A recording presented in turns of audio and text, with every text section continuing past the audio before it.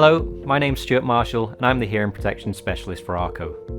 This Toolbox talk is to raise awareness about the negative impacts of noise in the workplace and the steps that can be taken to assess, reduce and control noise. Hearing loss is a major problem. Noise-induced hearing loss is one of the biggest work-related occupational health problems facing us today. There are an estimated 20,000 new cases recorded annually in the UK. Exposure to regular and long-lasting noise damages the sensitive hair cells in the ear, which can result in permanent noise-induced hearing loss, or tinnitus. Once damaged, these tiny hairs cannot be repaired or replaced. Noise-induced hearing loss is a gradual process, and when hearing damage occurs, it's too late. Whilst it is permanent and irreversible, it's also 100% preventable.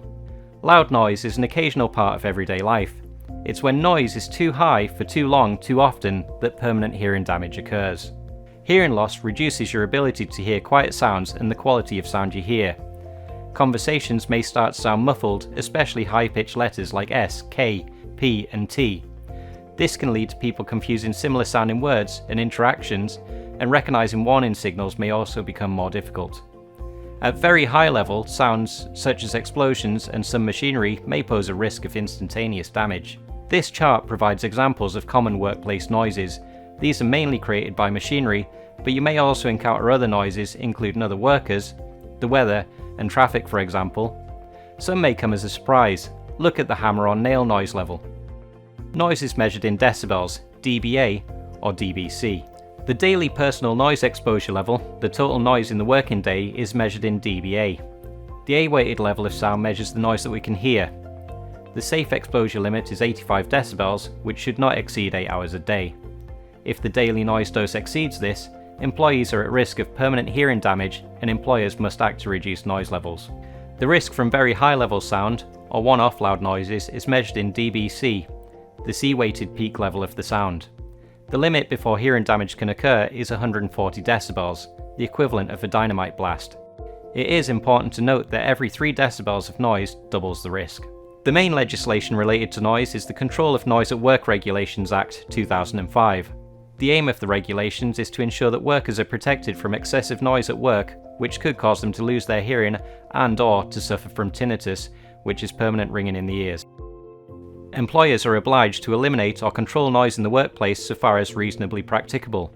They must first seek to eliminate or engineer out the source of the noise before providing hearing protection. A noise risk assessment will be undertaken in any area where an employee is likely to be exposed at or above the lower action value.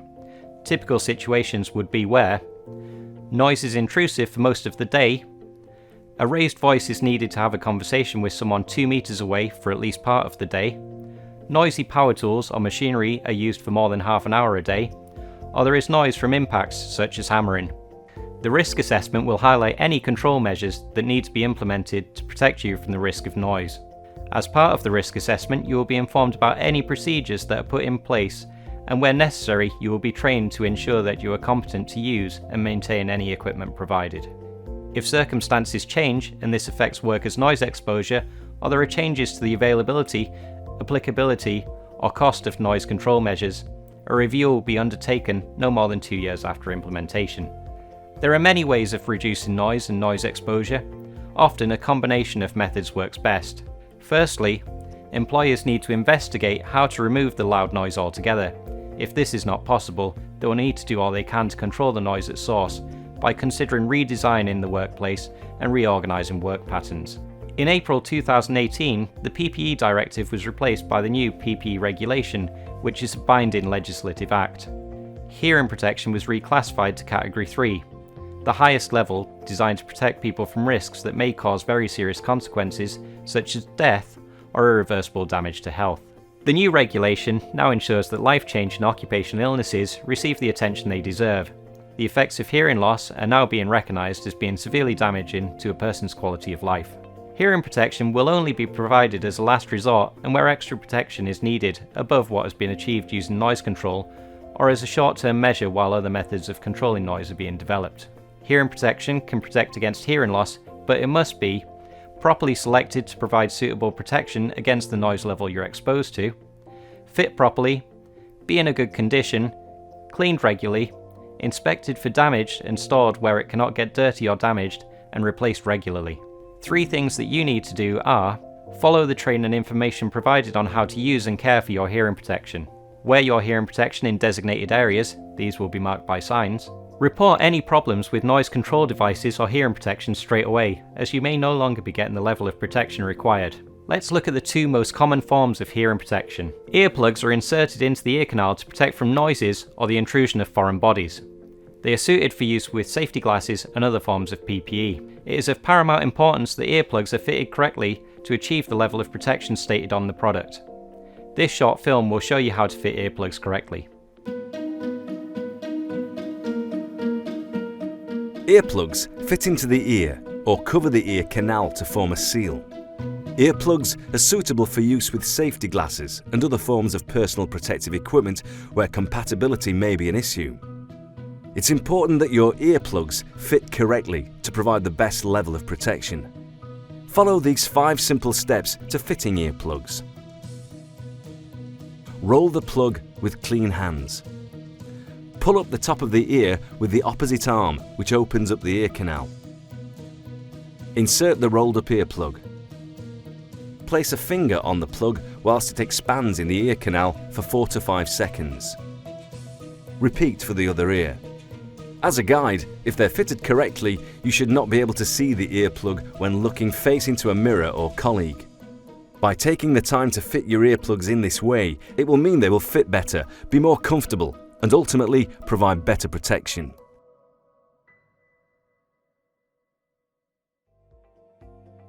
Earplugs should be inspected before fitting.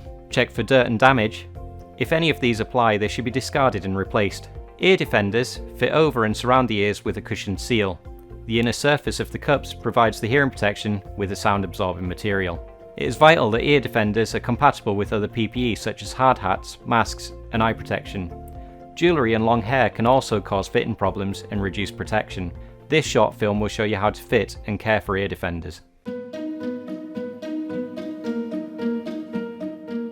Ear defenders are often preferred by individuals who find earplugs uncomfortable and are more practical for the working environment. It's vital that ear defenders are compatible with other personal protective equipment such as hard hats, masks, and eye protection. Jewellery, long hair, and safety eyewear can also cause fitting problems and reduce protection. Leakage of noise can occur when wearing with safety spectacles. Anything up to 5 decibels can be lost, but this depends on the thickness of the arm. It's important that your ear defenders fit correctly to provide the best level of protection. To fit, follow these 5 simple steps every time you wear the ear defender. Inspect ear defender cushions for any crack or split, and if worn, replace the cushion. Test the tension of the headband or arm of the defender, and if worn, replace. Place the muff on your head. Adjust the headband to fit accordingly. Ensure the cushions cover your ears and are firmly fitted. After each use, wipe using a damp cloth to remove any buildup of dirt.